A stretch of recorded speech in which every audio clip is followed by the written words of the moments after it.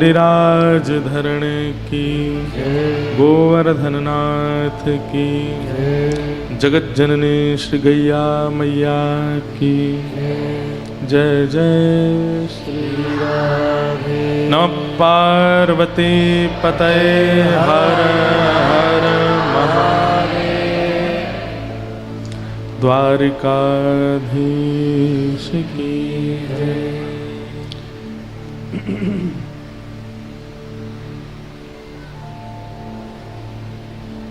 परम मंगल में प्रात प्रखलेश्वर अकारण करुणा वरुणालय भक्तवांछा कल्पतरु तरिद्वित विनिंदित पीतांबरधारी श्री बालकृष्ण लाल की शब्दमयी वाणीमयी वांगमयी प्रतिमूर्ति हम आप सबके मध्य में विराजमान श्रीमद् भागवत महापुराण को बारंबार प्रणाम। जगत पावनी जगत कल्याणी विष्णुपदी माँ गंगा को बारंबार प्रणाम। देव भूमि उत्तराखंड को बारंबार प्रणाम। हमारे जिस परंपरा में हम लोग कथा श्रवण कर रहे थे, ऐसे गरीब दासी परंपरा श्री भूरी वाली इस परंपरा को प्रणाम, जिनके नेतृत्व में हम आप सब लोग हरिद्वार के इस पावन प्रांगण में बैठे हैं। ऐसे परम पूजनीय प्रातस्मरणीय श्री अमृतानंद जी महाराज एवं हमारे अत्यंत प्रिय एवं सब संतों के अति प्रिय श्री स्वामी श्री अनंतानंद जी महाराज, राम जी महाराज, आप दोनों महापुरुषों को बारंबार प्रणाम एवं संपूर्ण आपकी परंपरा को प्रणाम करते हैं। मंच पर विराजमान समस्त संत वृंद, विद्वद वरेण्य, महानुभाव, गंधर्वजन और आप सभी श्रोता भाई बंधु, मातृशक्ति, बालक मित्र सखा, सबको जय श्री कृष्ण, जय सिया राम, जय श्रीमन नारायण, जय जय श्री राधे। ठाकुर जी की बड़ी कृपा। हमने अपने जीवन में सबसे ज्यादा जिस नगर में कथा की है वो है ऋषिकेश। अकिंचन कथा और अकिंचन कथा, अब कई लोगों को नहीं पता होगा अकिंचन कथा कौन सी। ये पहले करते थे हम। इस कथा का समय होता था सुबह 4:30 बजे से, और 4:30 बजे से कथा होती थी 7 बजे तक सुबह सुबह। उसमें पंडाल नहीं लगता था, माइक नहीं लगता था, फर्श नहीं बिछते थे, दरीचा नहीं होता था, खुले में बैठते गंगा जी के तट पर, 2 लाइट लगा लेते और वैष्णवों के बीच में फिर कथा होती। तो ऐसी लगभग 2 कथा करने का अवसर ऋषिकेश में मिला, और फिर सामान्य कथाएं तो कई हुई वहाँ। फूल चट्टी आश्रम में संभवतः 2 बार कथा हो गई, गीता भवन में 2 बार कथा हो गई। इस प्रकार से वहाँ सबसे ज़्यादा अपने जीवन 10 वर्ष हो जाएंगे हमको 20 जुलाई को कथा करते करते। 2015 में कथा कहना प्रारंभ किया था भगवत कृपा से, ठाकुर जी की आज्ञा से। तो अपने 10 वर्षों में सबसे ज़्यादा कथा हमने ऋषिकेश में की है, और सबसे पहली कथा हरिद्वार में कर रहे हैं यहाँ। इतनी बार ऋषिकेश आए लेकिन हरिद्वार नहीं रुके। मतलब वैसे तो बहुत आए पर कथा के लिए रुकावट यहाँ नहीं हुई कि यहाँ रुक जाएं कथा हो, ऋषिकेश ही होती थी। और थोड़ा हमारा भी लोभ रहता है। हमसे कोई कहता था ना कि महाराज जी आपकी मनपसंद जगह कथा कराएंगे, तो हम ऋषिकेश ही बोलते थे। और अब आप लोग गुस्सा नहीं होना, पर 2-3 कथा बीच में हरिद्वार होनी थी, हमने उनको भी जबरदस्ती कह दिया ऋषिकेश ही करा लो। वो हमको बहुत अच्छा लगता है वहाँ पे। पर शायद ये तीर्थ ही चाहता था कि किसी विशिष्ट महापुरुष के द्वारा ही यहाँ पर आगमन हो, और वो संभवतः पूर्ण हुआ। हमारे परम पूजनीय श्री बड़े महाराज जी श्री स्वामी अमृतानंद जी महाराज, उन्हीं के ही भाव से और हमारे राम जी के प्रेम से इस कथा को यहाँ होना था। इसलिए इतनी प्रतीक्षाएं हुई हैं। हमारे पूज्य बड़े महाराज जी आए हैं, महाराज जी को बारंबार प्रणाम, बारंबार वंदन।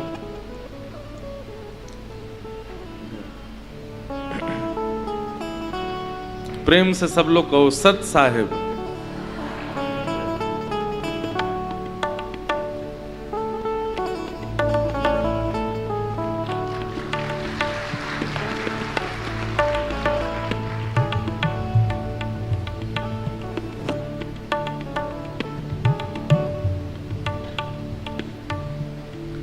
वैसे तो निजी बातों को मंच से नहीं कहना चाहिए, और मैं बहुत कम कहता भी हूँ, ज़्यादा प्रकाश करता नहीं, पर जितनी हो जाती हैं वो भी बहुत ही हो जाती हैं। दुनिया भर के छोटे छोटे बच्चे हैं, ऐसे वायरल कर देते हैं सब जगह। लेकिन अगर हमारी कथा नहीं है और हम वृंदावन में भी नहीं हैं, तो ये बात निश्चित है कि 3-4 जगह हैं वहाँ हम हो सकते हैं। उनमें से एक है पंजाब का जलूर धाम, हमारे पूज्य महाराज जी का स्थान। अगर जो लोग हमको जानते हैं वो 2-3 जगह देखेंगे, अगर यहाँ इंद्रेश जी नहीं है तो निश्चित है कि राम जी के पास होंगे जलूर धाम में। यहाँ तो आप लोग हरिद्वार का जो आश्रम है वो तो आप देख ही रहे हैं, जगदीश स्वरूप आश्रम। बड़े मन से, बड़े लगन से और बड़े परिश्रम से महाराज जी ने उसका निर्माण कराया है। अद्भुत व्यवस्थाएं हैं, और हमें लगता है कि हरिद्वार में इतना आधुनिक आश्रम अभी तो नहीं हमने देखा, इतना अच्छा आश्रम है महाराज जी का। पर जो जलूर स्थान है पंजाब में, छोटा सा गांव है, वहां के लोग इतने सीधे हैं, इतने भोले हैं। रात्रि 8 बजे तो सब लोग सोने की स्थिति में हो जाते हैं वहां पे। मैं कई बार 9 बजे 10 बजे रात में पहुंचा हूं तो सुनसान, ऐसा लगता है 2 बज रहे हो रात के, पूरा गांव सो जाता है। महाराज जी का भी संभवतः नियम 9-10 बजे तक सोने का है ही है वहां पर।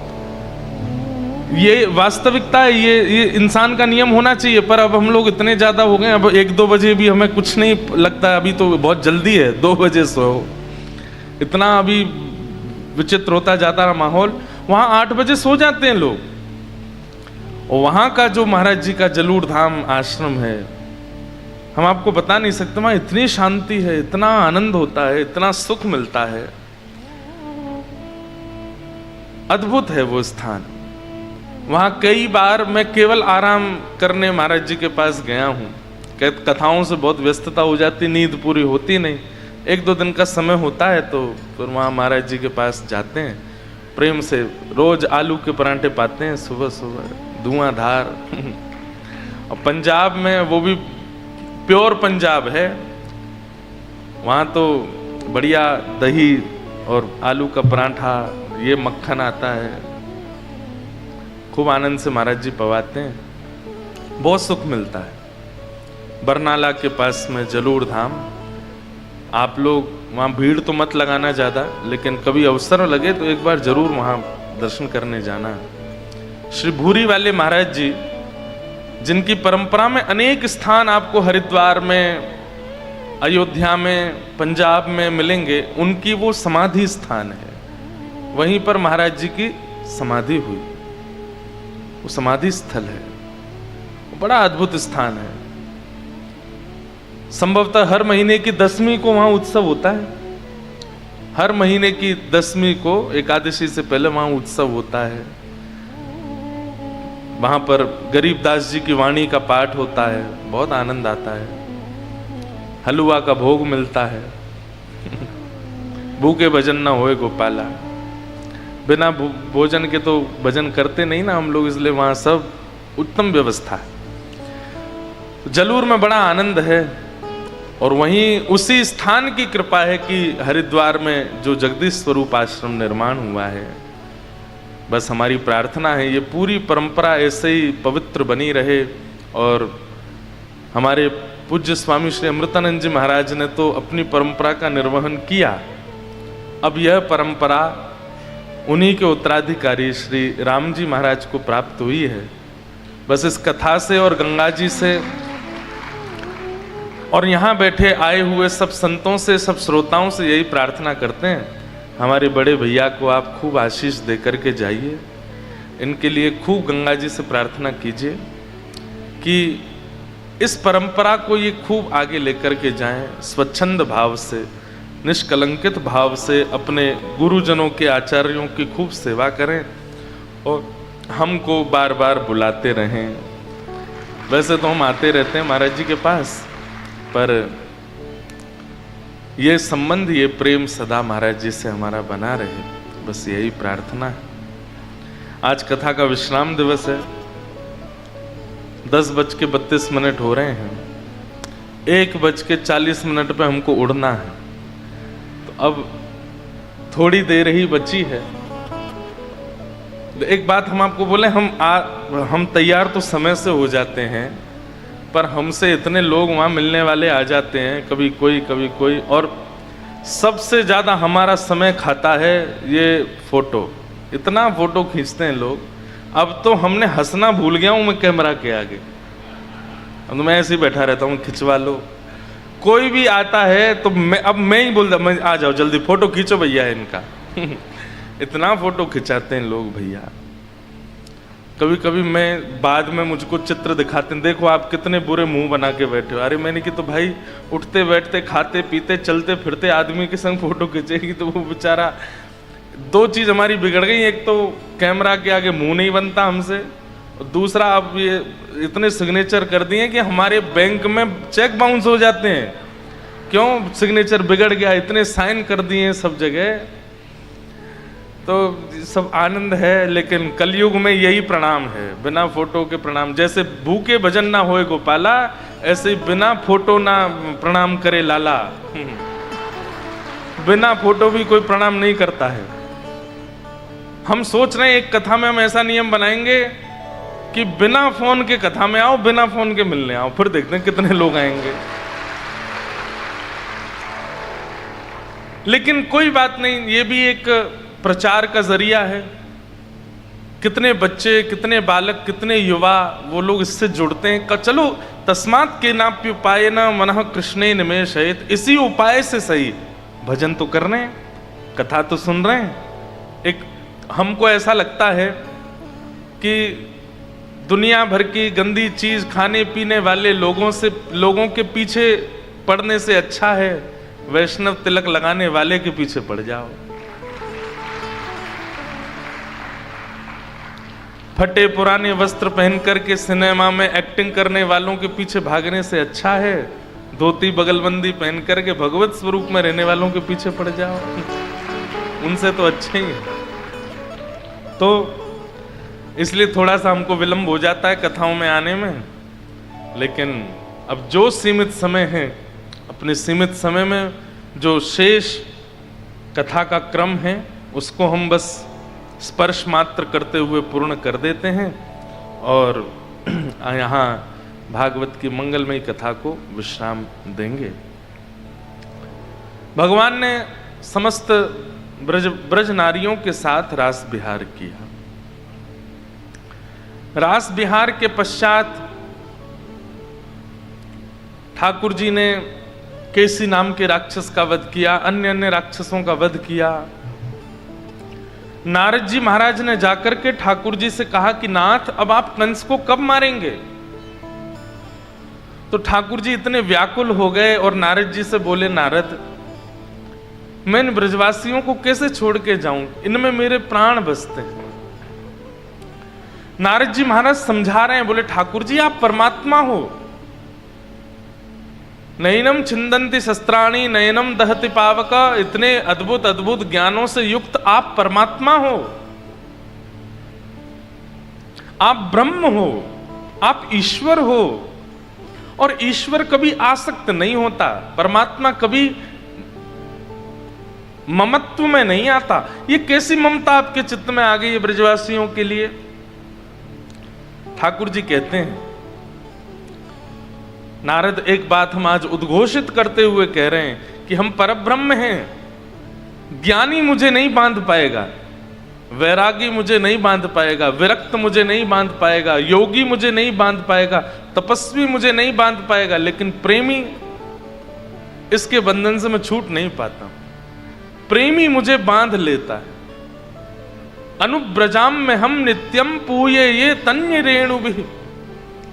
इन ब्रजवासियों ने अपने प्रेम पाश में, प्रेम की डोर में, रस्सी में मुझे बांध लिया है। अब मैं क्या करूं?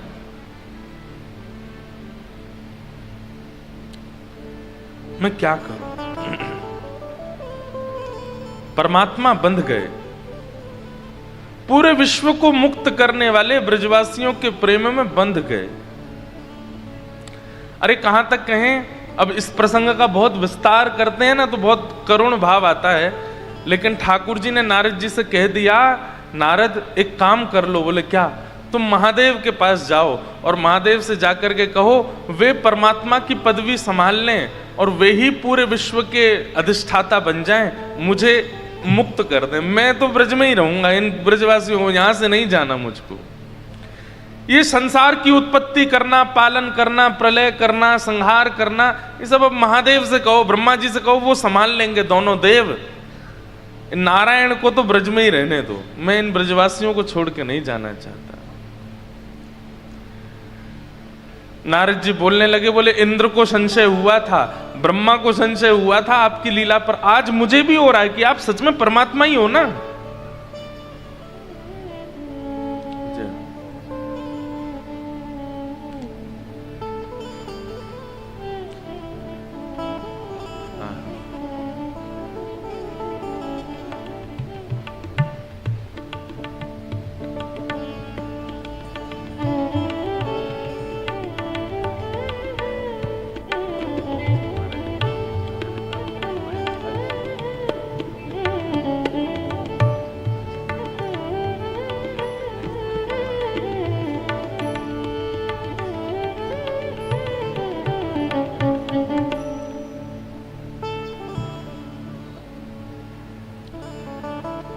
हमारे श्री चिन्मयानंद बापू महाराज के बड़े गुरु भाई पूज्य महाराज जी पधारे हैं। आपका बहुत बहुत वंदन, बहुत बहुत स्वागत।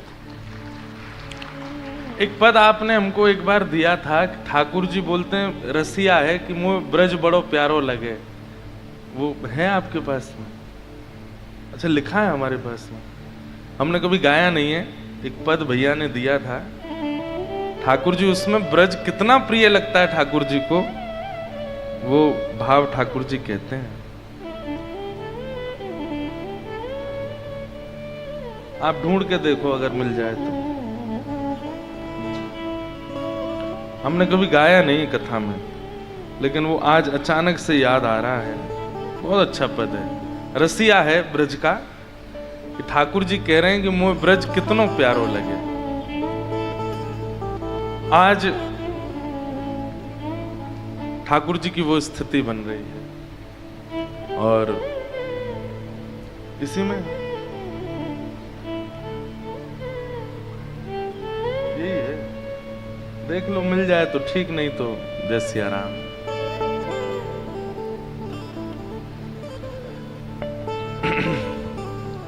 ठाकुर जी नारद जी से कहते हैं, नारद मैं तो भूल गया हूं कि मैं परमात्मा हूं।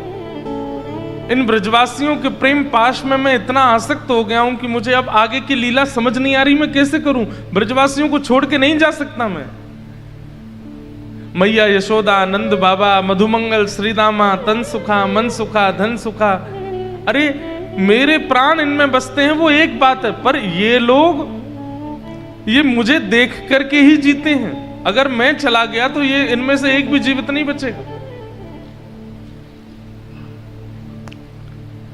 नारद जी महाराज ठाकुर जी को समझा रहे हैं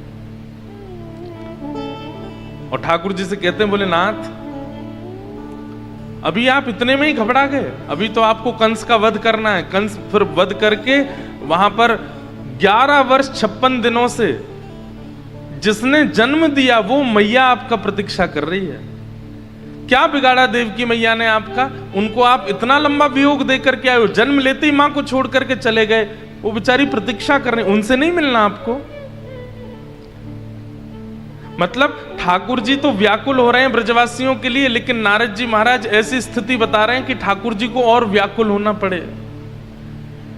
बेचारी रोज राह तकती है, बाट निहारती है देवकी मैया आपकी कि मेरो लाला आवेगो, मेरो लाला आवेगो, और आप तो यहां यशोदा मैया आदि इन सबके प्रेम में ऐसे बंध गए, अब आगे की विचार ही नहीं कर रहे। और इतना ही नहीं, आपको मथुरा की स्थापना करनी है, उग्रसेन को राजा बनाना है, जरासंध को हरा करके समुद्र के बीच एक नवीन नगरी का निर्माण करना है, यदुवंशियों को वहां स्थापित करते हुए फिर महाभारत का युद्ध कराना है, उसमें पूरे विश्व को अद्भुत गीता का ज्ञान प्रदान करना है। ठाकुर जी अभी बहुत लीलाएं हैं आपकी, और अगर आप ब्रज में बैठे रहेंगे तो उन लीलाओं का संवरण कैसे होगा। ठाकुर जी स्तब्ध हो गए, एक वृक्ष के नीचे बैठ गए, और मानो जैसे आज पहली बार चिंतित हुए श्री कृष्ण। मैं तो भूल ही गया था नारद की ये सब भी करना है अभी। नारद, मैं इन ब्रजवासियों को छोड़ के कैसे जाऊं, तुम ही बताओ। मैं इनको छोड़कर नहीं जा सकता।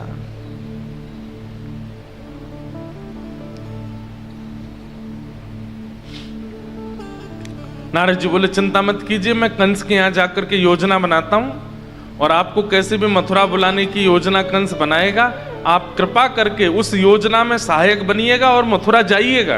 अब आपको ठाकुर जी आगे की लीला करनी पड़ेगी। बंधु, हमारे ब्रज साहित्य की अगर बात करें, बहुत विस्तार तो हो जाएगा विषय, लेकिन ब्रज साहित्य में ऐसा भाव है कि उसी समय ठाकुर जी ने दो रूप धारण कर लिए। एक रूप ठाकुर जी का प्रभाव जन्य है, एक रूप में केवल ठाकुर जी का प्रभाव है, ऐश्वर्य है, योग्यताएं हैं, शक्तियां हैं, और एक रूप केवल स्वभाव जन्य, उसमें केवल प्रेम है, उसमें केवल ठाकुर जी का कोमल स्वभाव है, कारुण्य स्वभाव है। जो ठाकुर जी का प्रभाव स्वरूप है वो तो सदा के लिए वृंदावन में ही बस गया। वृंदावन के कण कण में, वृंदावन की वृक्ष वल्लरियों में, वृंदावन की नदियों में, वृंदावन के जनों में, ब्रजवासियों में, सब में थोड़े थोड़े अंश के रूप में ठाकुर जी विराजमान हो गए। और जो ठाकुर जी का प्रभाव स्वरूप है वो आगे मथुरा के लिए प्रस्थान किया। इसलिए पूरी ब्रज लीला में ना तो ठाकुर जी ने चक्र धारण किया, ना ठाकुर जी ने गदा धारण की, ना किसी भी प्रकार के ऐसे विशिष्ट ऐश्वर्य को प्रकट किया। ठाकुर जी दो भुजा में ही रहे, और दो भुज ठाकुर जी ने वंशीनाद किया, बाकी तो मुष्टिक आदि से ही जो राक्षसों का प्रहार किया, प्रभाव को आने नहीं दिया ठाकुर जी ने।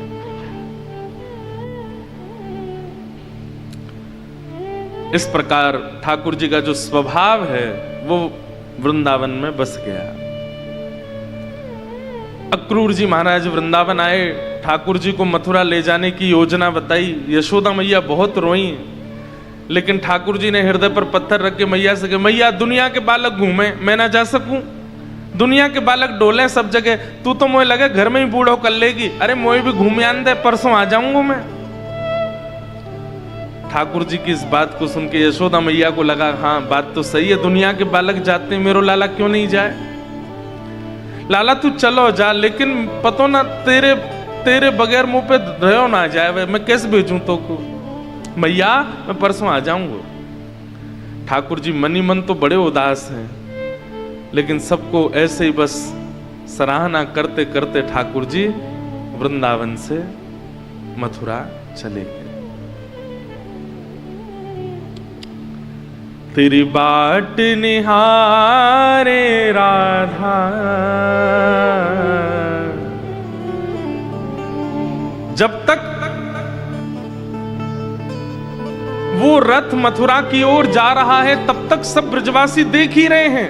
रथ दिखना बंद हो गया तब भी ब्रजवासी देख ही रहे हैं। धूल शांत हो गई है रथ की तब भी ब्रजवासी देख ही रहे हैं। सबको एक ही आश लगी है कि कन्हैया हमारे बगैर रह नहीं पावेगा, अभी दौड़ के आ जाएगा वापस।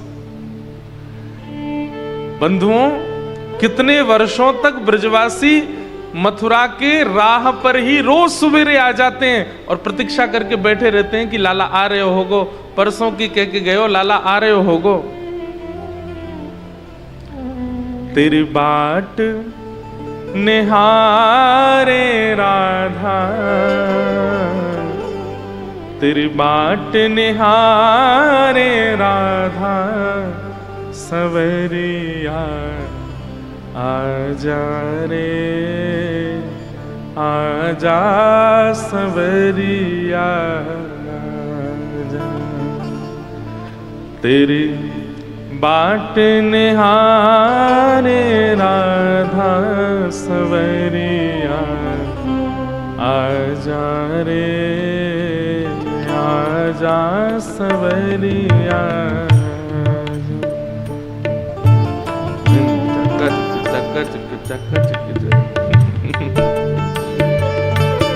जय हो।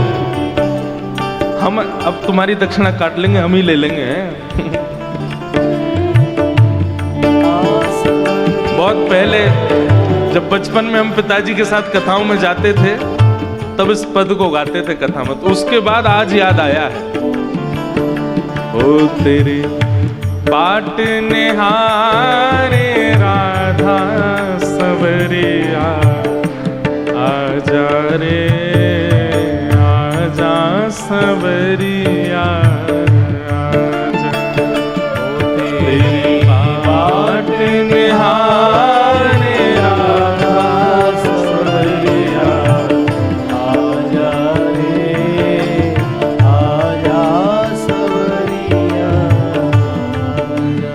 ओ आजा सवरिया आजा रे आजा सवरिया आजा रे आजा सवरिया आजा रे आजा सवरिया आजा रे। ओ तेरी बाट निहारे राधा, तेरी बाट निहारे राधा, सवरिया आजा रे आजा सवरिया आजा। ओ तेरी बाट निहारे राधा, सवरिया आजा रे आजा। और कैसे ये गोपियां गा रही हैं, ठाकुर जी को सुना के गा रही हैं कि किशोरी जी तुम्हारी बाट निहार रही हैं, सांवरे आ जाओ। सिर पर है गोरस की मटकी, सिर पर है गोरस की मटकी, सिर पर है गोरस की मटकी, सिर पर है गोरस की मटकी।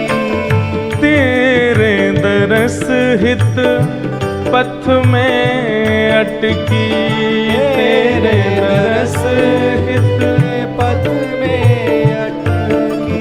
हे आजा रे चित चोर गवारे, आजा रे चित चोर गवारे, आजा रे चित चोर गवारे, आजा रे चित चोर गवारे।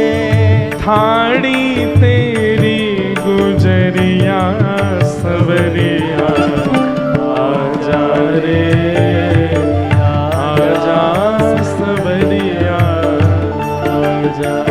ओ तेरी बाट निहारे राधा, सवरिया आजा रे आजा सवरिया आजा। ओ तेरी बाट निहारे राधा, सवरिया आजा रे आजा सवरिया।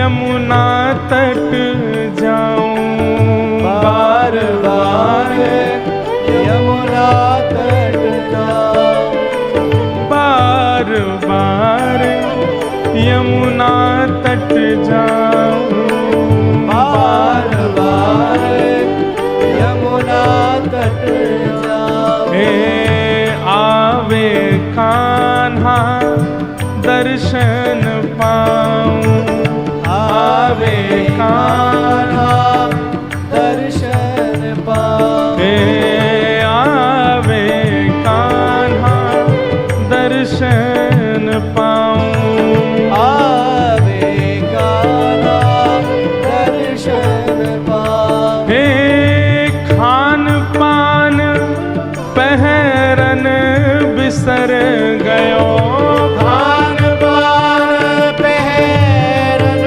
बिसर गयो, खान पान पहरन बिसर गयो, खान पान पहरन बिसर गयो। ओ लागी जब से नजरिया सवरिया, आजा रे आजा सवरिया, आजा ओ तेरी बाट निहारे राधा सवरिया, आजा रे आजा सवरिया, आजा। तेरी बात निहारे राधा सवरिया, आजा रे आजा सवरिया, ओ तेरी बाट निहारे राधा सवरिया, आजा रे आजा सवरिया, ओ तेरी बाट निहारे राधा सवरिया, आजा रे आजा सवरिया, आजा तेरी बाट निहारे राधा सवरिया, आजा रे आजा सवरिया। सब ब्रजवासी बस खड़े हैं, निहार रहे हैं उस पथ की ओर जिस पथ पर ठाकुर जी चले गए हैं।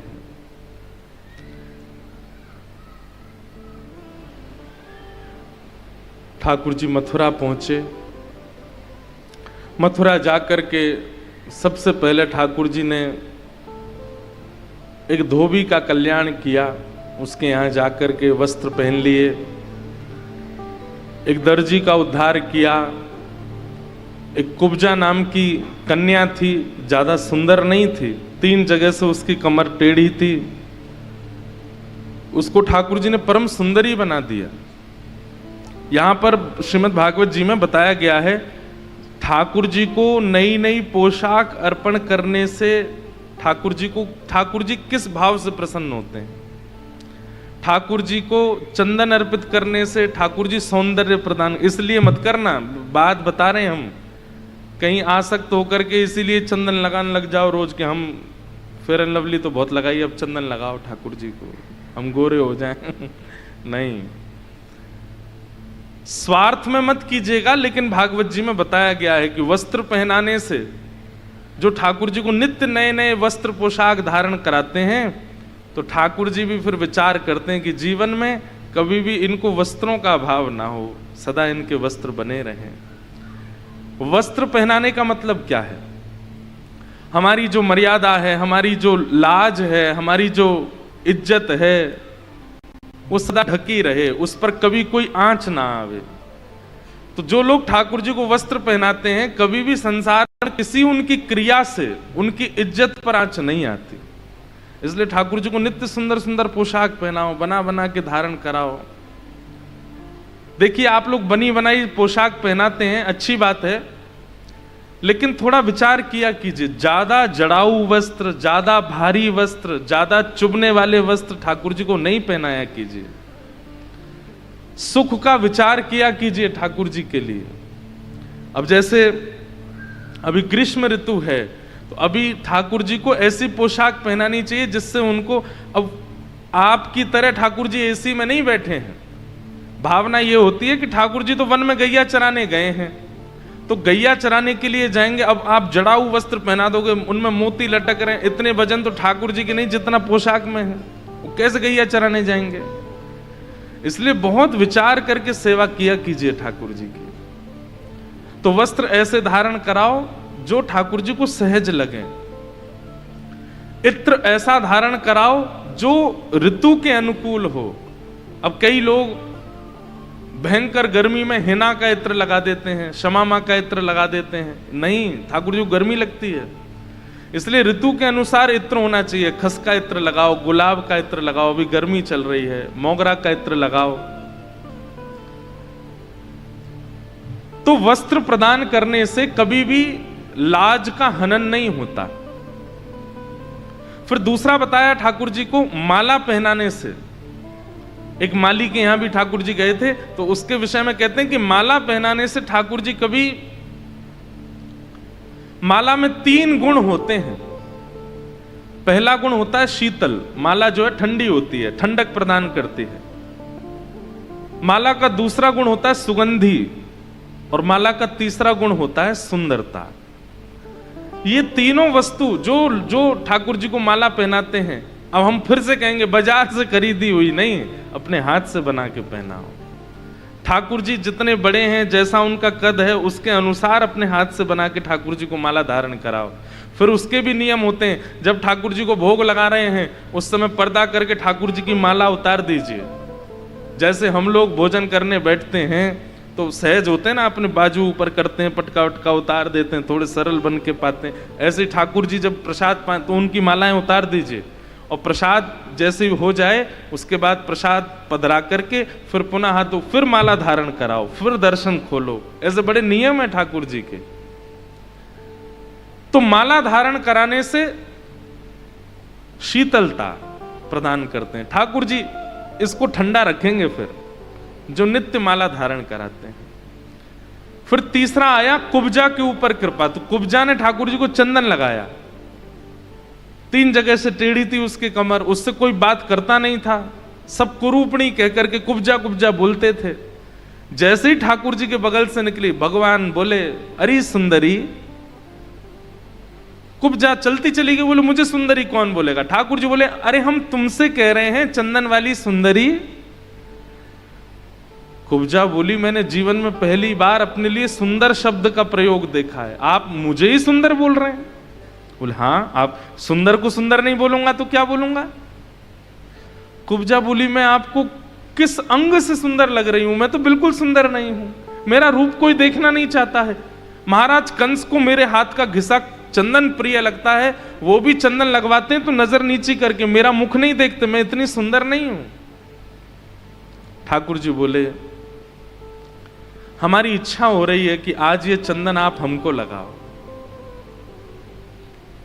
कुब्जा के तो नेत्र मानो जैसे सजल जैसे हो गए। कुब्जा जैसी समीप गई, भगवान के माथे पर चंदन लगाने लगी। आज तक जिसको नेत्र भर के किसी ने नहीं देखा, ठाकुर जी उसके आंखों में आंख डाल करके देख रहे हैं। कुब्जा के तो आनंद की सीमा नहीं। भगवान के मुखमंडल पर चंदन लगाया, गाल पर चंदन लगाया, ऐसे जैसे चंदन लगाया, नेत्र सजल, आंसू गिर रहे हैं नेत्रों से। ठाकुर जी ने तुरंत कुब्जा की ठोड़ी पकड़ी और अपना चरण उसके चरण पर रखा, और पकड़ करके जैसे ही एक झटका दिया ठाकुर जी ने, 3 जगह से जो वो टेढ़ी थी सीधी हो गई, और परम सुंदर स्वरूप हो गया उसका। ठाकुर जी बोले अब यहां नहीं रहना तुमको, ये सीधा मार्ग वृंदावन जाता है, जाओ किशोरी जी की शरण ग्रहण कर लो, वहीं रहो। और कुब्जा को वृंदावन ठाकुर जी ने भेज दिया। हर बात ताली बजाने की नहीं होती, सुना करो। चंदन अर्पित करने से ठाकुर जी बाह्य नहीं आंतरिक सौंदर्य प्रदान करते हैं। कई लोग वो रूप से गोरे नहीं है। कई लोगों के नैन नक्श इतने सुंदर नहीं है, मतलब बाह्य सुंदरता नहीं होती, पर वो व्यक्तित्व इतना सुंदर होता है कि उसके समीप बैठना, उससे बात करना, उसके साथ बोलना, उससे कुछ सुनना, उसको कुछ सुनाना अच्छा लगता है। अब जिसको संसार सुंदरता मानता है ना, चाहे वो बालों के तरीके हों, चाहे वो नैन नक्श हों, चाहे वो वस्त्र आभूषण हो, हमारे ब्रज में चले जाओ, वृंदावन महात्माओं के दर्शन करो, गुदरी पहनते हैं, यमुना जी में धोते हैं, जिसमें यमुना जी में जबकि इतनी रज है, उस रज युक्त यमुना जी में वस्त्र धोते हैं, उनको पहन लेते हैं, जटा जूट रखते हैं, पूरे मुंह पे चंदन लगा लेते हैं, फिर भी इतने सुंदर लगते हैं। बड़ी बड़ी दाढ़ियां हैं, बड़े बड़े केश हैं, बड़ी बड़ी जटाएं हैं, ना पहनने की ज्यादा व्यवस्था है, ना श्रृंगार की ज्यादा व्यवस्था, लेकिन फिर भी कितने सुंदर लगते हैं। ठाकुर जी आंतरिक सुंदरता प्रदान करते हैं, बाह्य नहीं।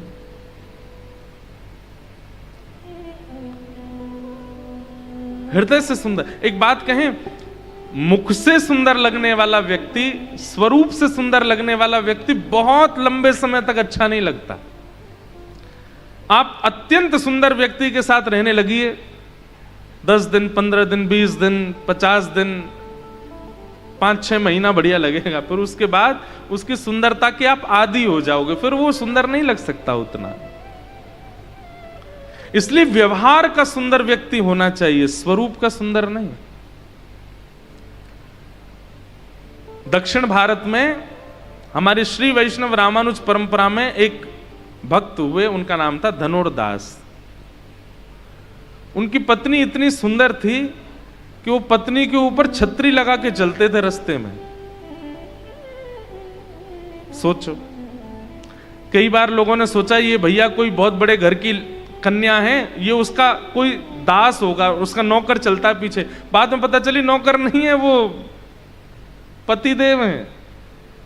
बोले इसके पीछे छतरी लगा के क्यों चलते हैं? और छतरी लगा के पीछे नहीं चलता है, आगे आगे चलता है, वो भी उल्टा, उसका मुख देखता रहूं, ऐसे पीछे पीछे पैर चलता है छतरी लगा के, अपनी पत्नी को देखता हुआ। सब लोग उसका उपहास करते थे, सब लोग उसकी हंसी उड़ाते थे, लेकिन उसको इससे कोई फर्क नहीं पड़ता था, उसको खुशी होती थी। एक दो बार पत्नी ने कहा भी, आप पूरी दुनिया के सामने तुम ऐसे चलते हो, सब हंसी उड़ाते हैं, देखो जोरू का गुलाम जा रहा है, देखो कैसा आ सकता है, पत्नी में छतरी लगा के चलता है, उसको देखते हुए चलता है। धनुर्दास जी को इससे कोई फर्क नहीं पड़ता, वो लोग बोलने दो लोगों को, मैं तो तुमको देखता रहूंगा। लेकिन एक दिन आचार्य चरण की दृष्टि उस पर पड़ गई। भगवान की सवारी जा रही थी, पालकी में बैठ के ठाकुर जी जा रहे थे, लोग बाग नाच रहे हैं, गा रहे हैं, गाजे बाजे बजा रहे हैं, लेकिन इतनी व्यवस्था में भी धनुर्दास सामने से निकला, पत्नी को देखता हुआ ही निकला। गाजे बाजे, नाच गाना, पुष्प वर्षण, ठाकुर जी की पालकी, इतना सब कुछ होते हुए भी धनुर्दास ने एक बार भी इधर नहीं देखा, पत्नी को देखता हुआ ही जा रहा है। और इस क्रिया को श्रीमद् रामानुजाचार्य भगवान ने देख लिया। सब लोग तो उसका उपहास कर रहे थे, पर आचार्य चरण सोचने लगे, ये रूप का कितना आसक्त है। अगर ऐसी आसक्ति इसकी ठाकुर जी के रूप को देखने में हो जाए तो ठाकुर जी इसको प्रत्यक्ष प्राप्त हो जाएंगे। और रामानुज स्वामी जी महाराज ने धनुर्दास को अपने पास बुलवाया। धनुर्दास पहुंचा तो रामानुज स्वामी जी बोले, भाई तुम अपनी पत्नी से बहुत प्रेम करते हो। बोले थे, वो है ही इतनी सुंदर, मैं क्या बताऊं, उसको देखे बिना मेरा मन ही नहीं लगता। तो रामानुज स्वामी जी महाराज बोले, अगर तुम्हारी पत्नी से सुंदर अगर मैंने किसी को दिखा दिया तो तुम क्या करोगे? तो धनुर्दास ने कहा, पहली बात तो मेरी पत्नी से सुंदर कोई होगा नहीं, लेकिन अगर उससे सुंदर भी आपने मुझे कुछ दिखा दिया तो मैं आपको वचन देता हूं, मैं जीवन भर उसका दास बन जाऊंगा, आप दिखाओ। आचार्य चरण हैं, तुरंत ले गए ठाकुर जी के पास। शेष शैया पर श्री रंगनाथ भगवान पड़े थे, तुरंत कपाट खोल करके आचार्य चरण ने कहा, भगवान मेरा मन है कि इसको आपका दर्शन हो, कृपा करके इसको दर्शन कराइए। और इतने में ही शंख चक्र गदा पद्मधारी त्रिलोकी नाथ विश्व सुंदर, अरे विश्व सुंदरों को भी मोहित करने वाले ठाकुर जी प्रत्यक्ष प्रकट हो गए। जैसे ही रूप माधुरी का दर्शन किया, दिखता रह गया ठाकुर जी को। और बस उसी समय अपनी पत्नी के पास गया, उसको लेकर के आया और पत्नी सहित ठाकुर जी की शरणागति ग्रहण कर ली। और फिर जीवन भर ठाकुर जी को ही देखा, पत्नी को नहीं देखा। फिर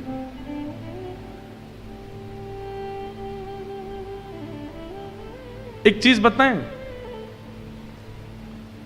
हमारे ठाकुर जी के आप हर रूप को देख लीजिए, श्री राधा रमन लाल, राधा वल्लभ लाल, बांके बिहारी लाल, जगन्नाथ भगवान, द्वारिकाधीश, बद्रीनाथ, जहां जहां हमारे ठाकुर जी विराज रहे हैं, सब जगह आप लोग देख लीजिए ठाकुर जी का वर्ण कैसा है, अत्यंत कृष्ण, काले हैं ठाकुर जी।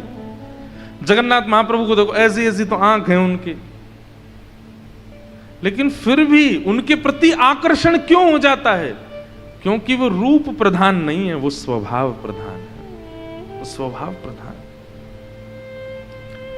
महाप्रभु जगन्नाथ जी के रूप को देख करके अगर सुंदरता की बात करो, अब बोलने में कई लोगों को हो सकता है कि अटपटी लगे बात, पर ऐसा कोई विशिष्ट उनका नहीं है कि जैसे मानो कटाक्ष नेत्र हो, बढ़िया सुंदर अधर हो, गोलमटोल गाल हो, हाथ पंजे हो, पैरों में बढ़िया पैर के भी दर्शन होते, नहीं, एक विचित्र ही स्वरूप है।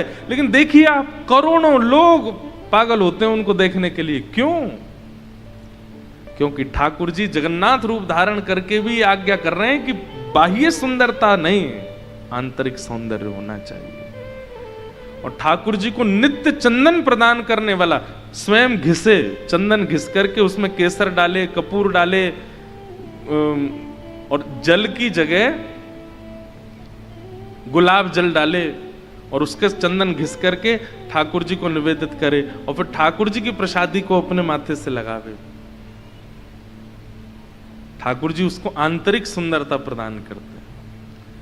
जो अपने लिए चंदन घिसता है और बस ठाकुर जी को भोग प्रसादी कर देता है, फिर खुद ही लगाए डोलता है, उसको नहीं।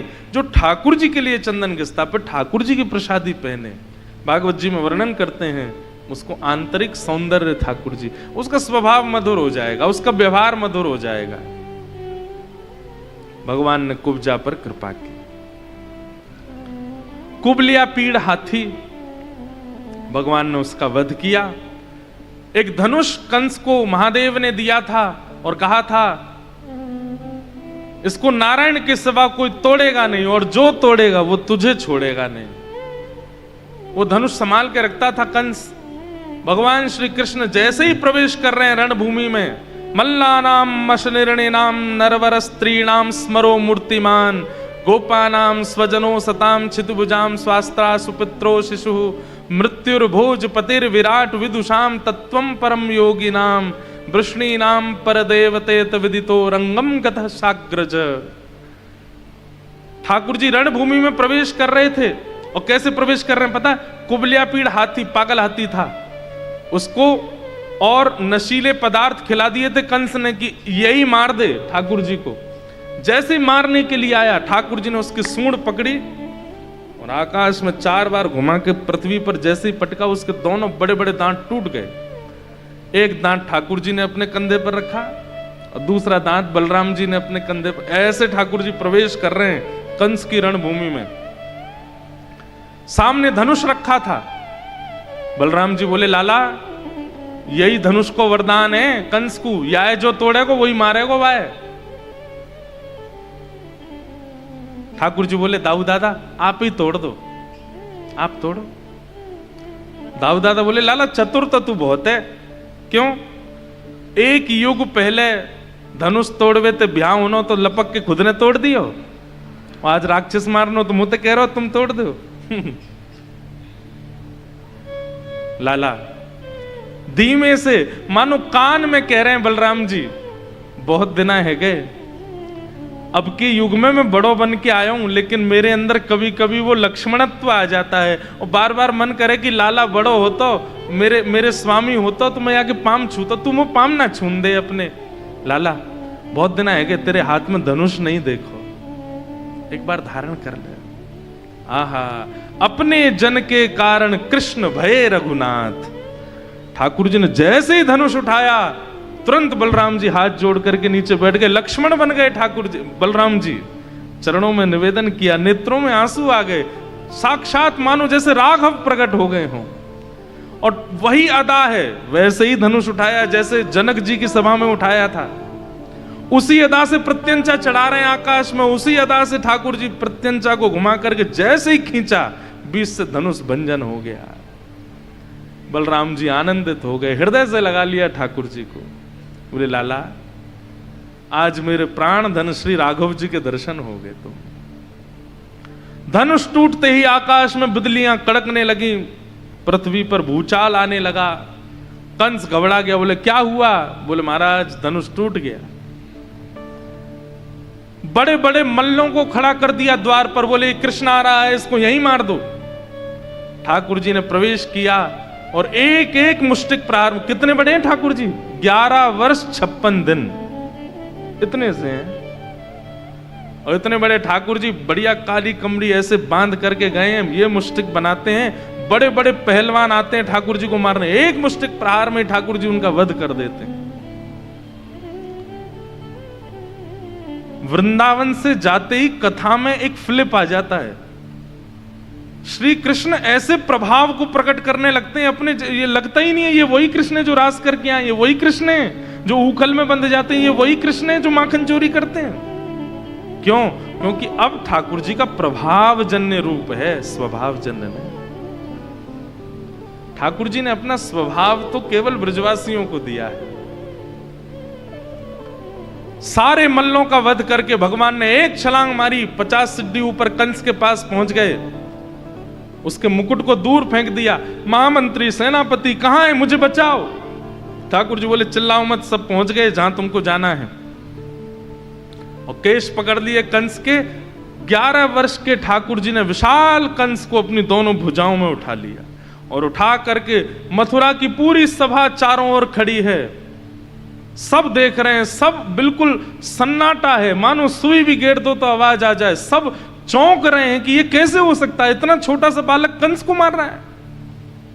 और दोनों भुजाओं में ठाकुर जी ने कंस को उठा करके 50 सिद्धि ऊपर से नीचे पटक दिया और फेंक करके ठाकुर जी ऊपर से छलांग मार के उसकी छाती पर बैठे, कंस के प्राण निकल गए।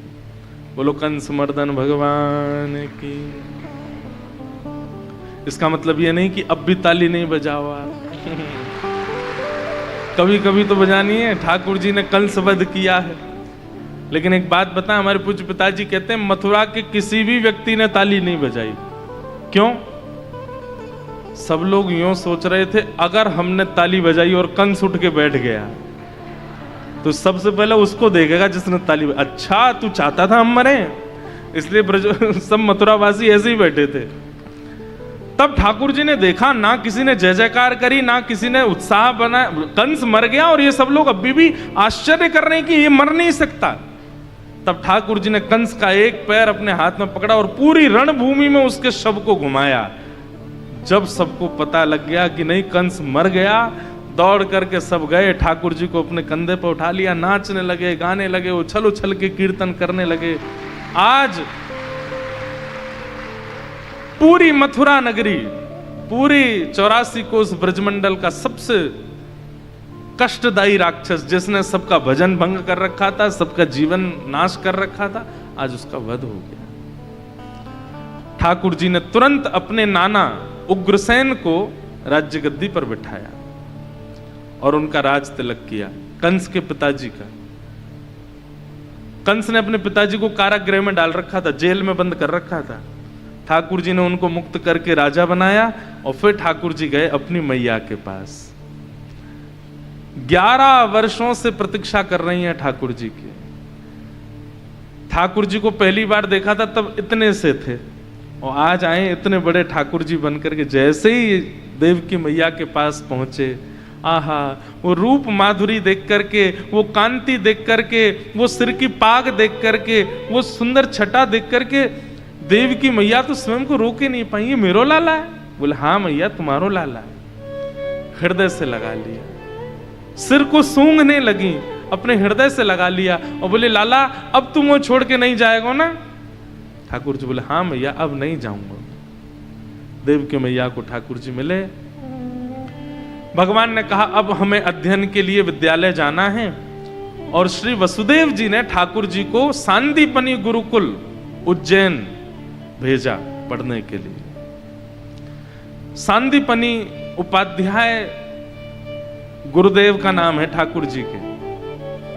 उनसे ठाकुर जी शिक्षा ग्रहण करने के लिए अवंतिका पधारे और वहां ठाकुर जी ने उनसे शिक्षा ग्रहण की। भगवान का मुंडन हुआ, गौ खुर के समान ठाकुर जी ने चोटी धारण की और वहीं ठाकुर जी को एक परम सखा मिले जिनका नाम है सुदामा।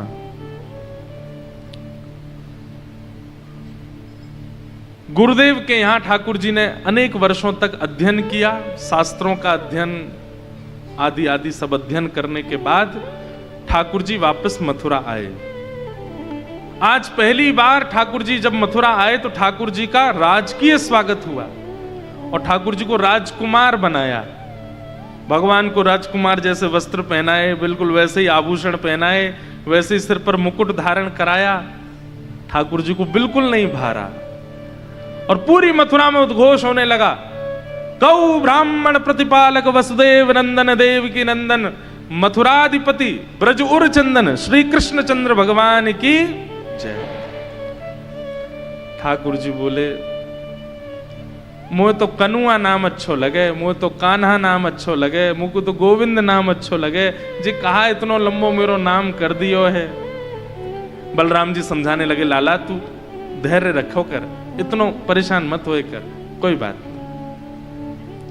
लेकिन ठाकुर जी बहुत, जब से मथुरा आए, सांदीपनी गुरुकुल में ठीक थे लेकिन मथुरा आकर के तो इतने व्याकुल हो गए, नित्य याद आती है ठाकुर जी को वृंदावन की। ठाकुर जी का मथुरा के भवन में कक्ष भी वो है जहां की खिड़की से वृंदावन दिखाई देता है। 6 किलोमीटर 7 किलोमीटर दूरी तो है वृंदावन मथुरा से। ठाकुर जी देखते रहते हैं, याद करते हैं यशोदा मैया की, याद करते हैं श्री राधा रानी की, याद करते हैं नंद बाबा की, और सारी बचपन की स्मृतियां ठाकुर जी के मन में घूमती रहती है। अब ठाकुर जी बड़े धीर हो गए, गंभीर हो गए, शांत हो गए। बंधुओं एक बात बोले, चंचल व्यक्ति अगर धीर गंभीर हो जाता है ना तो कई बार ये ऐसा लगता है कि मानो जैसे कुछ भूचाल आने वाला है। समुद्र में सदैव लहरें आती हैं लेकिन वही समुद्र अगर शांत हो जाए तो समझ जाना सुनामी आने वाली है। ठाकुर जी अब शांत हो गए, धीर हो गए, गंभीर हो गए।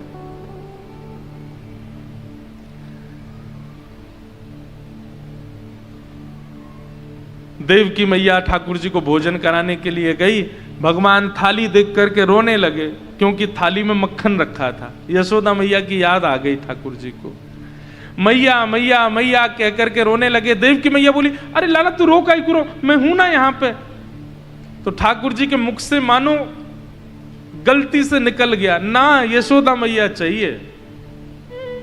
देवकी मैया को बहुत पीड़ा हुई, जन्म मैंने दियो मेरो लाला, लेकिन यशोदा से इतना प्रेम करे।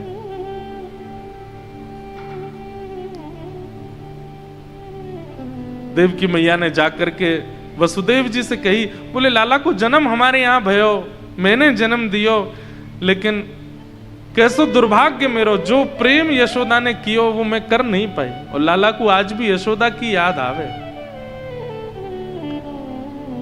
वसुदेव जी महाराज सोचने लगे, नहीं कृष्ण को समझाना पड़ेगा। अब मैं तो पिता हूं और इतनी मेरी बचपन में बात नहीं हुई, मैं कैसे समझाऊं। तब ठाकुर जी के सखा जो ठाकुर जी के साथ विद्यालय गए थे पढ़ने के लिए, ये भी यदुवंशी हैं और इनका नाम है उद्धव। भगवान ने उद्धव को भेजा, वसुदेव जी। बहुत करुण प्रसंग है। मुझे एक दो बालक बोले महाराज जी यहां सुना देना। मैंने कि भाई ये उद्धव संवाद तो हम विस्तार से नहीं सुना पाए। आपको पता है आप लोगों का भी संबंध है उद्धव जी से, क्योंकि श्री उद्धव जी महाराज दो ही जगह टिके, या तो व्रज वृंदावन या बद्रीनाथ। ये दो ही स्थान हैं उद्धव जी के। व्रज वृंदावन में उन्होंने संपूर्ण शिक्षा ग्रहण की गोपियों से, किशोरी जी से प्रेम की। और उसके बाद ठाकुर जी ने अंत में उनको आज्ञा कर दी, बोले उद्धव अब तुम बद्रीनाथ चले जाओ। और श्री उद्धव जी महाराज आज तक बद्रीनाथ में ही विराजमान है। आपको जानकर के आश्चर्य होगा, लेकिन हम आपको बहुत सत्य बात बता रहे हैं। बद्रीनाथ में तप करने का फल क्या है पता है आपको? भागवत जी में वर्णन है इस भाव का। बद्रीनाथ में तप करने का फल है कि अगला जन्म ब्रज में ही होगा आपका। ये बद्रीनाथ के तप का फल है। अरे वहां उद्धव जी बैठे हैं ब्रज प्रदान करने के लिए। 2 पर्वत हैं बद्रीनाथ में, नर और नारायण। और कहते हैं कि वहां पर ठाकुर जी तपस्या में बैठे हैं। हमारे ब्रजवासी कहें, बोले ठाकुर जी तपस्या काहे को कर रहे हैं? बोले ठाकुर जी हमारे तपस्या कर रहे हैं ताकि पुनः अगली बार द्वापर जब आवे तो मैं फिर से ब्रज में जन्मूं। अरे ब्रज में जन्म लेवे के काजे ब्रह्म को भी तपस्या करनी पड़ती है बद्रीनाथ में। इसलिए बद्रीनाथ में जब भी जाइए दर्शन करो, स्नान करो। स्नान मत करना अलकनंदा जी में, पधार जाओगे नहीं तो वहीं से ही वैकुंठ। बद्रीनाथ में गंगा जी का दर्शन, वैसे तो ये देव प्रयाग, रुद्र प्रयाग, कर्ण प्रयाग से आगे गंगा जी का दर्शन ही ठीक है, स्नान नहीं करना। और स्नान की बहुत ही इच्छा है रही हो तो लोटा में नेक जल लेके नहा लो, बस जोर से स्नान मत कर जाना, सुन्न हो जाएगा, जम जाएगा शरीर में पूरा रक्त। तो श्री बद्रीनाथ धाम में दर्शन करो, सब करो, और उसके बाद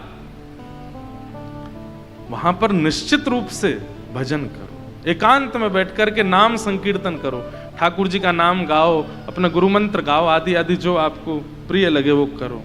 अब जाके पद आयो भैया, अब अगली बार कभी गाएंगे। तो बद्रीनाथ में तप करने का, भजन करने का फल है वृंदावन की प्राप्ति।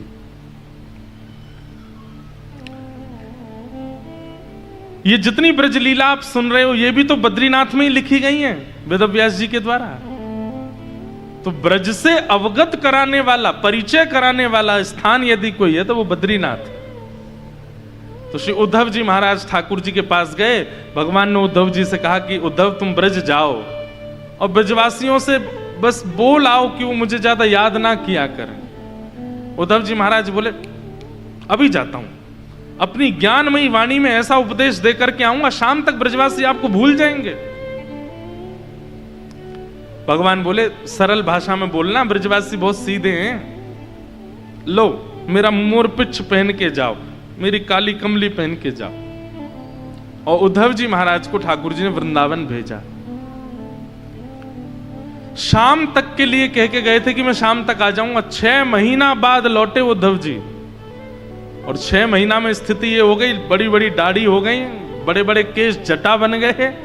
उद्धव जी महाराज ऐसे प्रेमी हो गए, नेत्रों से केवल आंसू ही आंसू गिरते हैं। ठाकुर जी ने जब उद्धव जी को 6 महीने बाद देखा मथुरा में, भगवान बोले उद्धव तू उद्धव ही है? बोले हाँ मैं उद्धव हूं। ये तेरी कैसी स्थिति हो गई?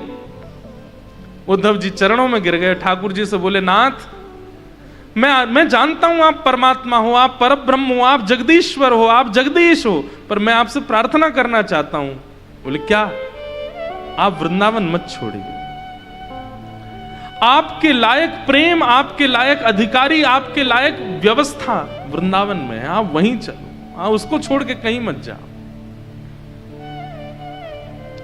भगवान बोले तू तो कह रहा था कि मैं ब्रजवासियों को समझा के आया हूं, समझा के आऊंगा, और उल्टा आके मुझे ही कहना है कि वृंदावन चलो। उद्धव जी बोले मैंने आज तक ज्ञान सुना था, मैंने आज तक पद्धतियां सुनी थी, शास्त्रों को सुना था, लेकिन प्रेम में पहली बार सुन करके आया, देख करके आया। इन ब्रजवासियों का प्रेम निस्वच्छंद प्रेम है आपसे। आपसे प्रार्थना है आप वृंदावन चलो। ठाकुर जी बोले उद्धव नेत्र बंद करो। नेत्र बंद किए? बोले अब खोल के देखो। खोल करके देखा तो ठाकुर जी के रोम रोम में ही वृंदावन का दर्शन होने लगा। हृदय में ही श्री किशोरी जी विराजमान हैं, यहीं पर ही कहीं केसी घाट है, कहीं जुगल घाट है, यहीं यमुना जी हैं, यहीं कदम्ब वृक्ष है, यहीं सब गोपी ग्वाल घूम रहे हैं। पेट में देखा तो गैया चर रही हैं। सर्वांगीण ब्रजमंडल ठाकुर जी के श्री अंग में दिखने लगा। उद्धव, ब्रज मुझसे अलग नहीं है। ये लीला करने के लिए मैं द्वारिकाधीश और मथुराधीश बना हूं, बाकी तो वो व्रज मैं ही हूं और मैं ही व्रज हूं। तुम जब वृंदावन जाते हो तो तुम यही सोचो कि मेरे ही तुम स्थूल रूप पर घूम रहे हो, और जब तुम मेरा प्रत्यक्ष दर्शन करते हो तुम यही सोचो कि यही संपूर्ण व्रज मंडल है, मैं अलग नहीं। उद्धव जी बोले, मुझे क्यों भेजा आपने फिर वृंदावन? ठाकुर जी बोले कि तू ज्ञानी बहुत था, प्रेमी नहीं था, इसलिए तुझे प्रेमी बनाने भेजा मैंने, तू प्रेमी बन के आ। उद्धव जी महाराज के साथ ऐसी लीला हुई। भगवान ने 17 बार जरासंध को हरा दिया, 18वीं बार ठाकुर जी रण छोड़ करके भाग गए। क्यों भागे? क्योंकि जरासंध ब्राह्मणों को अनुष्ठान पर बैठा के आया था। ठाकुर जी बोले, भैया गौ ब्राह्मण संत इनके पालक हैं हम, इनके लिए रण भी छोड़ना पड़े तो छोड़ देंगे। और ब्राह्मणों के लिए ठाकुर जी रण छोड़ करके नई नगरी बसा लिए जिसका नाम है द्वारिका। विश्वकर्मा ने समुद्र के बीच एक नगरी का निर्माण किया जिसका नाम द्वारिका पड़ा। रेवत राजा की पौत्री के साथ में बलराम जी का विवाह हुआ जिनका नाम रेवती था। ठाकुर जी के विवाह का प्रसंग चल रहा था। नारद जी ने रुक्मणी जी का प्रस्ताव रखा, रुक्मणी जी ने पत्र लिखा, ठाकुर जी प्रसन्न होकर के कौंडन्यपुर गए और रुक्मणी जी के साथ में मंगल विवाह किया। बोलो रुक्मणी रमण भगवान की। रुक्मणी जी के साथ विवाह के पश्चात ठाकुर जी के अष्ट प्रमुख विवाह हुए। और ये अष्ट कौन है? पृथ्वी, अग्नि, जल, वायु, आकाश। हमारे बाहर की 5 प्रकृति भगवान की 5 पत्नी है, पृथ्वी, अग्नि, जल, वायु, आकाश। और हमारे भीतर की 3 प्रकृति भगवान की और 3 पत्नी है, मन, बुद्धि और अहंकार। ये भगवान की अष्ट पत्नियां हैं। इनसे ठाकुर जी का विवाह हुआ। 16,100 राजकुमारियों को भौमासुर नाम के राक्षस ने बंदी बना रखा था। भगवान ने उनको मुक्त किया और उन सब ने भी ठाकुर जी के साथ में विवाह किया। 16,100 ये वेद की ऋचाएं हैं, वेद मंत्र हैं जिनके साथ में ठाकुर जी, उपासना कांड के मंत्रों के साथ ठाकुर जी ने विवाह किया। 16,108 विवाह हुए। भगवान की द्वारिका की दिनचर्या, नित्यचर्या सबके विषय में बताया गया। कुरुक्षेत्र में भगवान का ब्रजवासियों से मिलन हुआ, वो सब प्रसंग सुनाए गए। भगवान के परम सखा श्री सुदामा जी महाराज, उन पर ठाकुर जी ने अनुग्रह किया, ये सब लीलाएं सुनाई गई। ठाकुर जी अपने समस्त यदुवंशियों को ज्ञानोपदेश करते हैं, वह भाव सुनाया। पर यदुवंशी ठाकुर जी की इतने सामीप्य होने की वजह से उनकी बातों को ध्यान से श्रवण करते नहीं, जिसके कारण यदुवंशियों को संतों का श्राप लगा। एक बात हमेशा याद रखिएगा, जिससे बहुत प्रेम है ना आपका, उसके ज्यादा समीप मत रहिएगा। ये हम आपको सूत्र दे रहे हैं। मिलिए, पास जाइए, बैठिए, बात कीजिए, लेकिन फिर जाने का एक समय निश्चित कीजिए, मन ना हो तब भी, क्योंकि अति सामीप्य जो है ना, ये दोष को जन्म देता है। और कई बार अति सामीप्य की वजह से प्रेमी में ही अवगुण का दर्शन होने लग जाता है। तो चाहे वो गुरु हो, चाहे वो मित्र हो, चाहे वो सखा हो, चाहे वो संबंधी हो, चाहे वो प्रियतम हो, अत्यंत सामीप्य मत रखिए। अब पति पत्नी क्या करें, इसीलिए तो इतने सब कलेश चलते हैं। आजकल कलेश नहीं होते, अब तो भैया पता ही नहीं क्या हो गया, मारकाट चल रही है। दुनिया में युद्ध नहीं चल रहे हैं, पति पत्नियों का ही वार चल रहा है। हर दिन एक खबर आ जाती है, आज ये हो गया, आज इसको मार दिया। बेचारे कुआरे लोग तो डर में हैं, दहशत में चले गए। अब क्या करें, ब्याह करें कैसे भाई?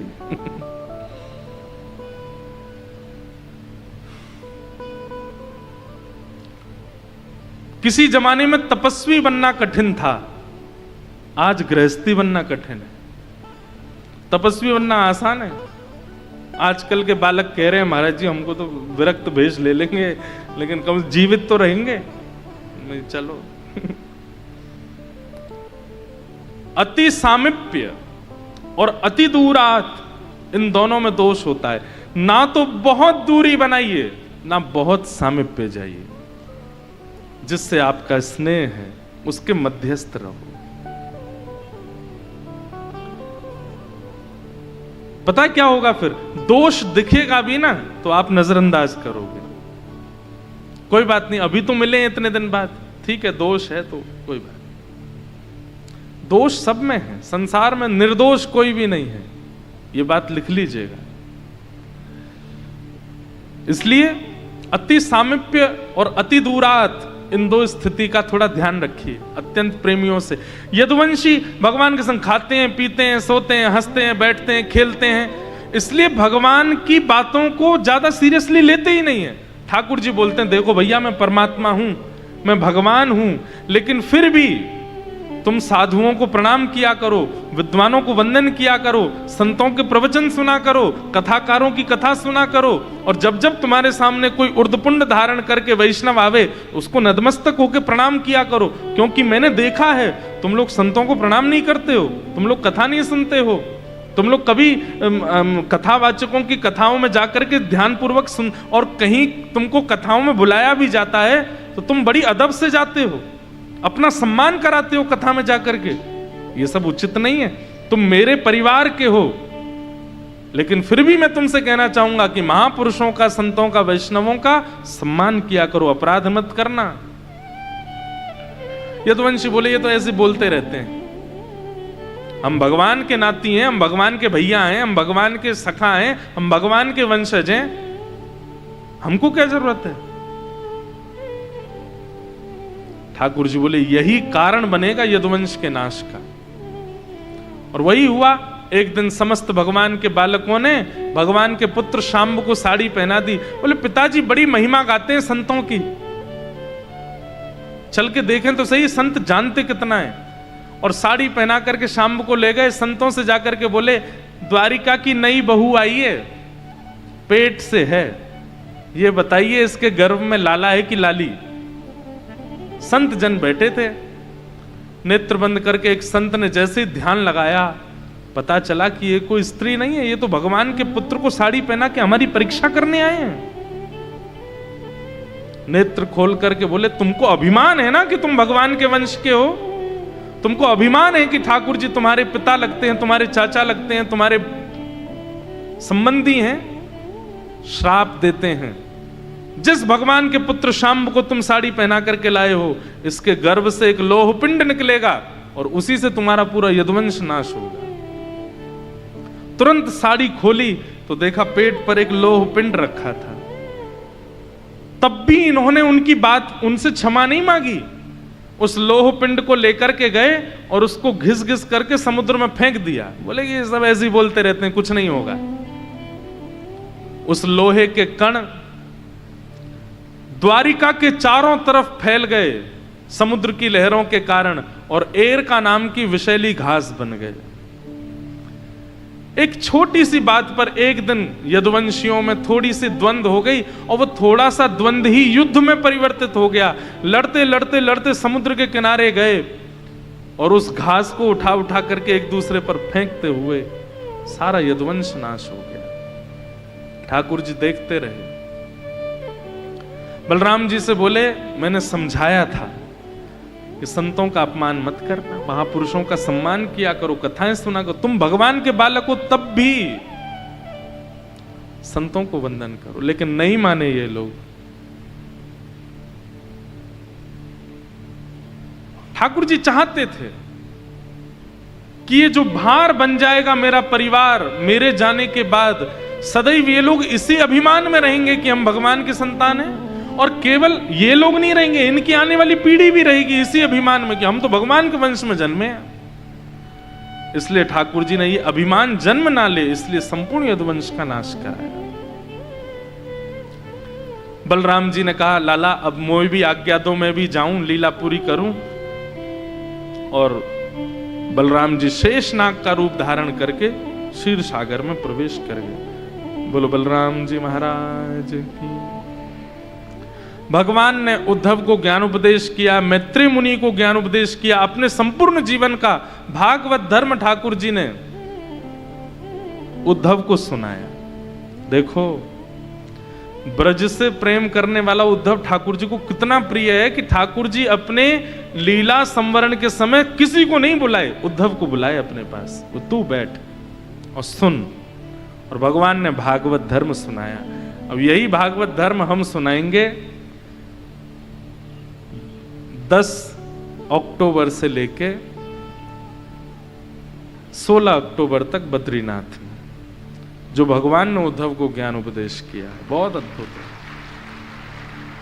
वैसे तुम्हारा राम कथा है, पर उसके मध्य में ये सब भाव रहेंगे। इस प्रकार ठाकुर जी ने ज्ञान उपदेश किया। उद्धव ने कहा, नाथ आप लीला पूरी करके चले जाएंगे, हम किसके सहारे जिएंगे? हम भक्तों का सहारा क्या होगा? ठाकुर जी बोले, मेरी ओर ध्यान पूर्वक देखो। और जय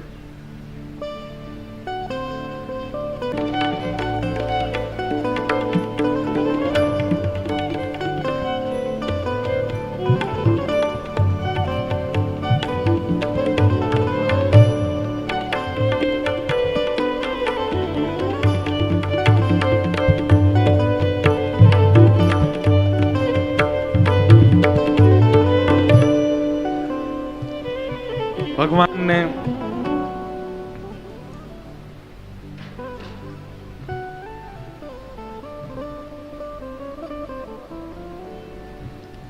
उद्धव जी को ज्ञान उपदेश किया। और ज्ञान उपदेश करने के पश्चात जब उद्धव जी ने प्रार्थना की कि नाथ हम कैसे जिएंगे आपके बिना, और आपका कभी स्मरण करना हो तो हम कहां जाएंगे,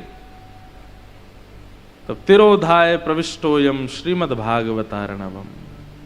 ठाकुर जी एक दिव्य ज्योति में परिवर्तित हो गए और दिव्य ज्योति धारण करके 7 बार आकाश में भ्रमण करते हुए श्रीमद् भागवत, जो चतुश्लोकी, पहले 4 श्लोकों की भागवत थी, उसमें ठाकुर जी आकर के विराजमान हो गए। और नारद जी के द्वारा फिर वही चतुश्लोकी भागवत वेदव्यास जी को प्राप्त हुई। वेदव्यास जी से उसी का विस्तार आज हम श्रवण करते हैं। ठाकुर जी ने मानो संकेत किया कि श्रीमद् भागवत का एक एक अक्षर मेरा ही स्वरूप है, ये मैं ही हूं। मेरा वंदन, मेरा पूजन, मेरा स्मरण, मेरा अनुगत्य यदि कभी ग्रहण करना हो तो श्रीमद् भागवत जी की शरण में जाओ। बोलो भागवत महापुराण की। श्रीमद् भागवत ठाकुर जी का ही स्वरूप है। ठाकुर जी अपनी लीला पूरी करके अपने निज धाम को प्रस्थान कर गए। तत्पश्चात यहां परीक्षित को राज्य गद्दी देकर के पांडव भी स्वर्गारोहण को चले गए। परीक्षित धीरे धीरे बड़े हुए, 7 दिन में मरने का श्राप लगा किसी कारण से। सुखदेव जी महाराज ने आकर के परीक्षित को भागवत की कथा सुनाई और आज 7वां दिन है। तो आत्मा की नहीं होती, आत्मा तो स्वच्छंद है। ये कथा शरीर के कल्याण के लिए नहीं सुन रहे हैं, ये आत्मा के कल्याण के लिए है। जो हमारे भीतर विराजमान है वो परमात्मा में विलीन हो जाए, उसके कल्याण के लिए भागवत की कथा होती है। राजन, मृत्यु तो सबकी आनी है, इसलिए उससे भयभीत मत हो, लेकिन अब तुम्हारी जो आत्मा है वो परमात्मा से मिलने के पूर्ण अधिकारिणी हो चुकी है, इसलिए अब तुम चिंतित मत हो। ऐसा कहकर के श्री शुकाचार्य जी वहां से प्रस्थान कर गए। परीक्षित को तक्षक सर्प ने आकर के डस दिया। 5 भौतिक देह उनका जल करके नाश हो गया, लेकिन उनका जो दिव्य रूप था, जो आत्मा थी, वो दिव्य रूप धारण करके एक विमान में विराजमान होकर के भगवत धाम को प्रस्थान कर गए। इस प्रकार अनेक अनेक साधनों के भाव बताए गए। मार्कंडेय ऋषि को प्रलयकालीन दर्शन ठाकुर जी ने कराया। करार विंदेन पदार विंदम मुखार विंदे विनवेशयंतम वटस्य पत्रस्य पुटे शयानम बालम मुकुंदम मनसा स्मरामि। आदि आदि सब भावों को हम प्रणाम करते हैं। खूब सुंदर भाव से संपूर्ण कथा का विश्राम हुआ। भागवत जी का अंतिम श्लोक सब लोग मेरे साथ 3 बार बोलिए। नाम संकीर्तनम यस्य नाम संकीर्तनम यस्य सर्व पाप प्रणाशनम सर्व पाप प्रणाशनम प्रणामो दुख समनः प्रणामो दुख समनः तम नमामि हरिं परम। तम नमामि हरिं परम। नाम संकीर्तनम यस्य नाम संकीर्तनम यस्य सर्व पाप प्रणाशनो सर्व पाप प्रणाशनम प्रणामो दुख समनः प्रणामो दुख समनः तम नमामि हरिं परम। तम नमामि हरिं परम। नाम संकीर्तनम यस्य नाम संकीर्तनम यस्य सर्व पाप प्रणाशनो सर्व पाप प्रणाशनम प्रणामो दुख समनः प्रणामो दुख समनः तम नमामि हरिं परम। तम नमामि हरिं परम। तम नमामि हरिं परम। तम नमामि हरिं परम। तम नमामि हरिं परम। तम नमामि हरिं परम। बोलो वृंदावन बिहारी लाल की श्री राधा रमण लाल की श्री राधा वल्लभ लाल की बद्री विशाल भगवान की श्री देवादिदेव महादेव केदारनाथ भगवान की गंगा यमुना मैया की हरिद्वार धाम की सब संतन की सब भक्तन की सब विप्रन की भागवत महापुराण की जय जय श्री राम। नमः पार्वती पतये हर हर महादेव। आज पावन गंगा जी के तट पर हरिद्वार के इस आनंद वन में अपनी भावांजलि को हम विराम दे रहे हैं। माँ गंगा से बस यही प्रार्थना करते हैं कि बार बार हरिद्वार आते रहें और आकर के आप सब के मध्य में, गंगा जी के मध्य में अपने भाव प्रस्तुत करते रहें। मंच पर विराजमान समस्त संत वृंद, परम पूजनीय श्री स्वामी अमृतानंद जी महाराज, हमारे स्वामी श्री अनंतानंद जी महाराज एवं आगंतुक समस्त वैष्णव संत वृंद, अभी अभी हमारी वृंदावन की वात्सल्य मूर्ति परम पूज्या दीदी माँ साध्वी रितंबरा जी के परिकर से हमारी बहन आई हैं, उनको भी बारंबार प्रणाम है, उनको भी बारंबार वंदन है। एवं जितने भी महापुरुष यहाँ पधारे हैं सबको हम वंदन करते हैं। आप सबको भी हम हाथ जोड़ करके प्रणाम करते हैं। जय श्री कृष्ण, जय सिया राम, जय श्रीमन नारायण। आज बहुत थोड़ी सी जल्दी में है, इसलिए ये क्रम बहुत शीघ्र ही पूर्ण करना पड़ रहा है, क्योंकि अभी देहरादून पहुंच करके निकलना है आगे। अभी हम जा रहे हैं त्रिवेंद्रम, दक्षिण भारत। हमारी जो परंपरा है, उस परंपरा की जो मूल गद्दी है, रामानुज परंपरा में भी 4-5 परंपराएं हैं। तो रामानुज परंपरा में एक गद्दी है तोताद्री गद्दी, जिस गद्दी से हमारा परंपरा प्रारंभ होती है। तोताद्री गद्दी के पूज्य स्वामी जी महाराज और हमारे आचार्य चरण वहाँ दक्षिण में विराजमान हैं। क्योंकि इस वर्ष पूज्य गुरुदेव की आज्ञा से अब परंपरा का निर्वहन करना है, तो सबसे पहले उनसे आज्ञा लेंगे, वे आज्ञा देंगे। उसके बाद फिर पूज्य पिताजी महाराज का गुरु स्थान जगन्नाथपुरी है, तो हमारे दादा गुरुदेव की गद्दी जगन्नाथपुरी, तो फिर वहाँ से जगन्नाथपुरी जाएंगे। महाप्रभु जी का दर्शन रथ यात्रा का करेंगे और गुंडीचा का करके फिर अपनी पूज्य पिताजी महाराज की गुरु गादी से आज्ञा लेंगे और फिर वृंदावन में आकर के गुरु पूर्णिमा महोत्सव होगा। आज हमारे लिए बड़ा पावन दिवस है। हमारे पूज्य गुरुदेव भगवान, हमारे पूज्य पिताजी महाराज, आज उनका पावन जन्मोत्सव है। आज पूज्य गुरुदेव भगवान, आप सब लोग माँ गंगा से प्रार्थना करें माँ गंगा से ऐसी विनती करें कि हमारे पूज्य गुरुदेव भगवान ऐसे ही प्रसन्न मुद्रा में बने रहें। उनकी कथा से ना जाने कितनों का कल्याण हुआ है, कितने जीवों का उद्धार हुआ है। और आप कहेंगे प्रमाण दो, किसका उद्धार हुआ? तो हम तो बैठे हैं प्रमाण, इससे बड़ा प्रमाण और क्या देंगे? हमारा ही उद्धार उन्होंने किया है। तो वे हमारे पिता भी हैं और हमारे गुरु भी हैं। दोनों भाव में पूज्य पिताजी महाराज विराज रहे हैं। आज पूज्य पिताजी महाराज के पावन जन्मोत्सव पर आप सब वैष्णवों को और यहाँ विराजमान सब संतों को खूब खूब बधाई हो, बधाई हो, बधाई हो। ऐसे ही पूज्य गुरुदेव भगवान सदा प्रसन्न रहें, ऐसी भावना है। ज़्यादा अब हम कुछ और कह नहीं पाएंगे, हमने सब प्रारंभ में ही कह दिया, कल ही कह दिया। बहुत आनंद आया हरिद्वार की इस पावन भूमि पर आप सबके मध्य में अपनी वाक पुष्पांजलि अर्पित की। हमारे प्यारे श्री राम जी महाराज, हमारे अंतानंद जी महाराज, बस इनका प्रेम ऐसे ही बना रहे, ये ऐसे ही आनंद कराते रहें, बस यही भावना है।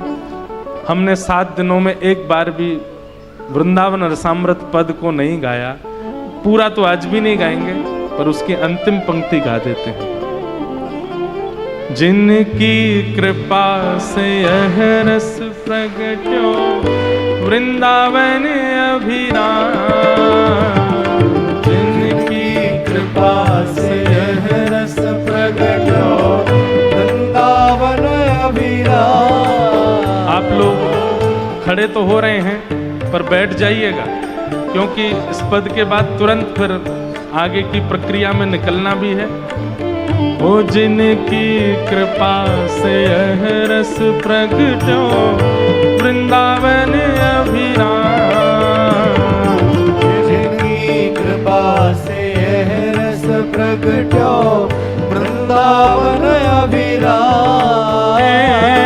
सप्तनिधिन को ही उजियारो, सप्तनिधिन को ही उजियारो, यह आनंद करवावे वारो, यह आनंद करवावे वारो, आज हम सबको मिलवावे वारो, हम सबको मिलवावे वारो। हे सप्तनिधिन को ही उजियारो, सप्तनिधिन को ही उजियारो, हे हमारो गिरधर लाल वृंदावन प्यारो वृंदावन, वृंदावन प्यारो वृंदावन, हे श्री वृंदावन मेरो वृंदावन, वृंदावन प्यारो वृंदावन। यह आनंद बरसावे वारो, यह आनंद बरसावे वारो, श्री गंगा तट पे बुलावे वारो, गंगा तट पे बुलावे वारो, हमारो गिरधर लाल वृंदावन प्यारो वृंदावन, वृंदावन प्यारो वृंदावन, हे श्री वृंदावन मेरो वृंदावन, वृंदावन मेरो वृंदावन। हे बलभद्र और सुभद्रा संग विराजे ब्रज के नाम, बलभद्र और सुभद्रा संग विराजे ब्रज के नाम, हे रथ आरूढ़ भय नंद नंदन, रथ आरूढ़ भय नंद नंदन, श्री रथ आरूढ़ भय नंद नंदन, रथ आरूढ़ भये नंद नंदन। तो कहलाए जगत के नाथ वृंदावन प्यारो वृंदावन, वृंदावन प्यारो वृंदावन, हे श्री वृंदावन मेरो वृंदावन, वृंदावन मेरो वृंदावन। रथ आरूढ़ भय नंद नंदन, रथ आरूढ़ भये नंद नंदन। हो कहलाए जगत के नाथ वृंदावन मेरो वृंदावन, वृंदावन मेरो वृंदावन, हे श्री वृंदावन प्यारो वृंदावन,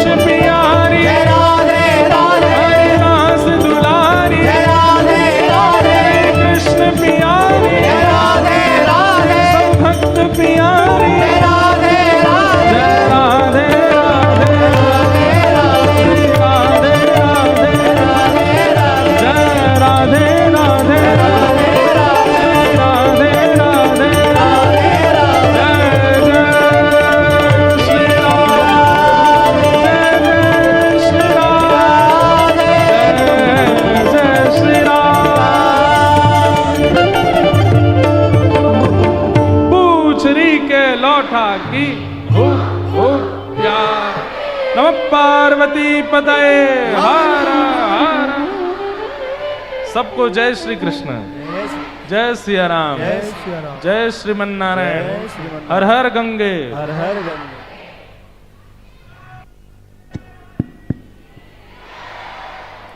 बोलिए सद्गुरुदेव भगवान की, श्रीमद् भागवत महापुराण की। आप बैठ जाइए, सारे सभी बैठ जाइए, क्योंकि ज़्यादा समय नहीं है। भैया को 12 सवा 12 बजे तक एयरपोर्ट के लिए निकलना पड़ेगा। 1:15 1:30 बजे की फ़्लाइट है। तो मंच पर विराजमान सभी महापुरुषों